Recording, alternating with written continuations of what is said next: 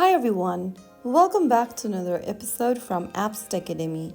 Today in this video we will be learning how to block ads on Reddit. If you want to block ads on Reddit, then you will need to go ahead and subscribe to Reddit Premium. First of all, open up the Reddit application on your mobile device and then go ahead and tap on the profile icon at the top right corner from the home page. You will then be able to see this expanded menu where you should tap on Reddit Premium. Now, Reddit Premium will offer you ads-free browsing, 100 daily questions and styling your avatar, premium lounge and premium icons.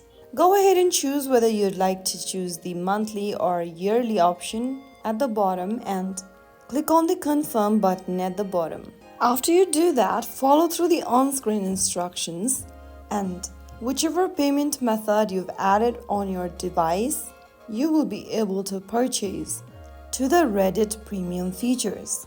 That is how it's easily done. If you found the video helpful, don't forget to like, share and subscribe. I will see you in the next episode. Thank you for watching.